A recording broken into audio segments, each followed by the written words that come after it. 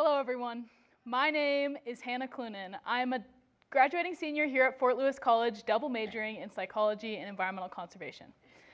Now, I know it might sound crazy, but every single one of us has something in common.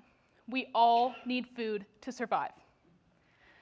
The problem is that the agricultural lands that our farmers produce on are under threat. As land prices continue to rise, farmers get older, and industrial agriculture strengthens. The farmland that we all rely on for food becomes more likely to experience farm failure, consolidation, and being paved over for developments. Over the past few months, I have talked with scholars, nonprofits, and farmers to better understand how we as Durango can face these issues and begin to solve them. This research was done through an internship with Lindley Dixon at Adobe House Farms. Lindley and her husband had been farming on rented land for years when one day the price of agricultural land became $7,000 for an acre. They were about to throw the towel in whenever they experienced an act of radical generosity from a community member. This community member deliberately lowered the price of their land so that Lindley could afford to buy it, and thus the creation of Adobe House Farms. Lindley is a tomato expert, but she's also the co-founder of the Real Organic Project nonprofit, which seeks to challenge organic standard certifications. I met Lindley last fall on a class field trip for Michelle Larkin's Political Ecology of Food class. On this field trip, Lindley talked of owning land, maintaining land, and getting products to market. But then she stopped. She pointed to the land behind her and said, "This land is under threat of being developed. I want to know what we can do about it." And that got me thinking, what are the critical pieces of agricultural land access that we, yes, you and I, can engage in to make our food system more resilient and able to protect farmers who keep our family fed? And the answer to that lies in the voices of our food system. Now, as I mentioned before, I'm a double major in psychology and environmental conservation. This project has acted as a true capstone of my experience here at Fort Lewis College. Agriculture has the power to help us adapt, mitigate, and combat climate change. But I also fully believe in our ability as humans to see problems in our environment and enlist creative and positive changes to fix them. All we need is something that brings us together. And agricultural land and our common denominator of food, needing food, can do just that. Over a series of 13 interviews, I started with who I was in a brief explanation of my research. But then I opened the floor up. I asked these people, what is your story? Using basic counseling skills, I took themes from their story and asked problem-posing questions that brought agricultural land access back into the picture. Now, of course, themes such as money and the economy got brought up, but more interestingly, every single person tied the issues of agricultural land access and their ideas of how to solve that to themes deeper than money. Now, there was many themes that came up across them, like dropping assumptions and having realistic expectations and helping farmers get returns on investment. But I believe the most important to us as consumers of the system are creativity and community engagement.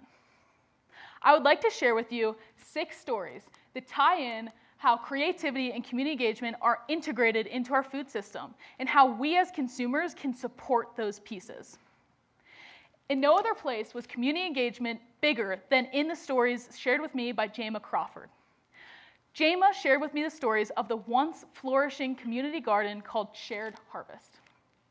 In 2002, Bob Cower had a dream of starting a community garden. He bought 36 acres of land up in the Florida River Valley, and of that 36 acres, 1 acre was committed to the sole purpose of a community garden. In this community effort, families came together to create one of the most productive pieces of garden space in the region that we've ever seen. With every family going home with an estimated of $800 worth of produce every year, the $80 upfront cost was well worth it. And this was so successful because of Jama's enlistment of the teams approach. This is where a group of members would come together on a team working on a singular crop. Each team had a team leader. They eventually became experts in their crop. But because of the one crop focus, it defined the scope of work and made task reassignments easy. And task reassignments meaning that if a family wanted to go out of town for vacation or needed to leave town for any reason, they wouldn't have to worry about the garden being untended. Shared Harvest ran successfully for 15 years until its eventual closure in 2017.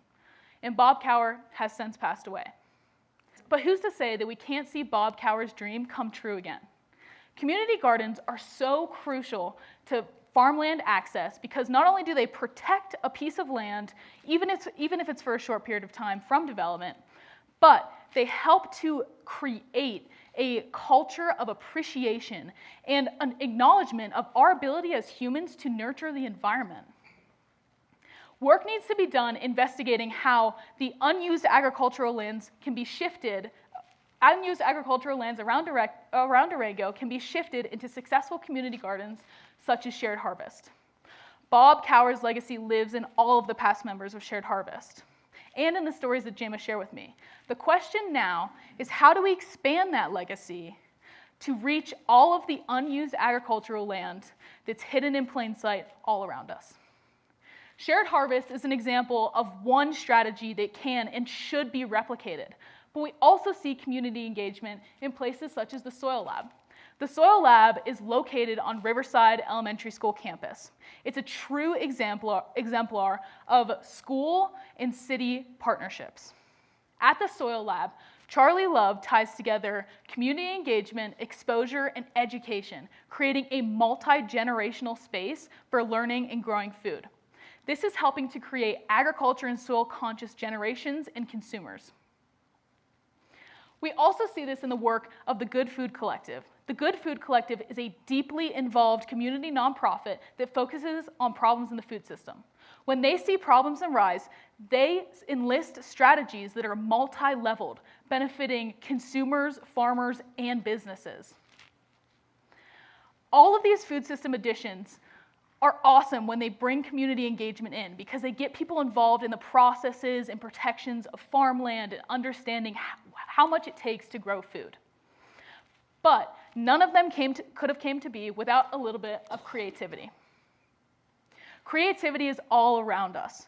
It's in our music, it's in our art, but it's also in our food system, and it needs to be strengthened. In a conversation with Ben Goodridge of Twin Buttes Farm, he's the farm manager there, he posed to me the idea of needing more creativity in the food system. This can be in so many different ways. This could be in business relationships or even in stories of young farmers. And he implores that young farmers need to get creative in the way they access and manage land. An example of this is in the story of Farmer and Training Program grad Tanner Bessie. Now, Tanner's farming journey truly began when one summer day at the Old Fort Farm in Hesperus, he found himself thinking, I'm in the right place. One thing led to another, and he eventually landed a job as a farm manager at Montezuma Land Conservancy's Fozzie's Farm, which is protected in perpetuity by an agricultural conservation easement. Tanner wants to own his own land one day, but met with the cold, hard truths of how expensive land is and pay not so conducive to saving, he had to get creative. Now, Montezuma Land Conservancy only lets him work 40 hours a week, but this allows him the time to practice his creative genius in his flowering business called Tailoring Turnip. In the Tailoring Turnip, Tanner's passion for sewing takes in unused or recyclable materials and creates something new. The money that is created in this venture goes back into his farm savings plan and also into the farm. He gets to spend his time and money in raising sheep, growing flax for linen, and growing natural dyes. And all of those things and all of those practical skills get to go with him whenever he decides to invest in his own land. Unfortunately, there are not unlimited Fozzie's farms around us for our young farmers to flourish on. But there are farmers who do not want their land to be sold to developers. Connecting community engagement back to creativity, we need to come together as a community to create support systems for these farmers who want to retire to get them access to the resources that help get their land protected.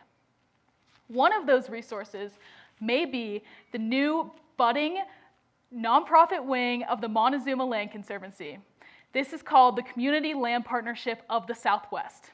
Now, Montezuma Land Conservancy is a nonprofit, so they can't hold land.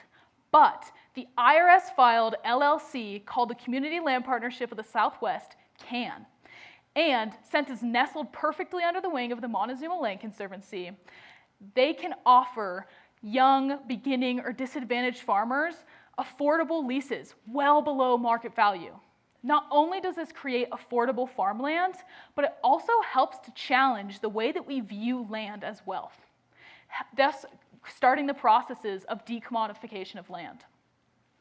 Creativity is all around us.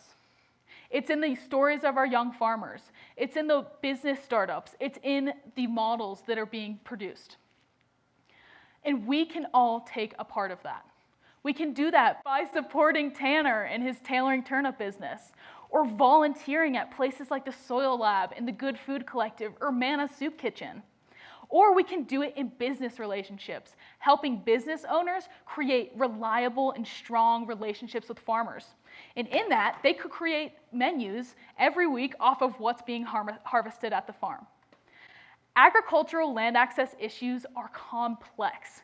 Trust me, they're complex. They involve so many different pieces.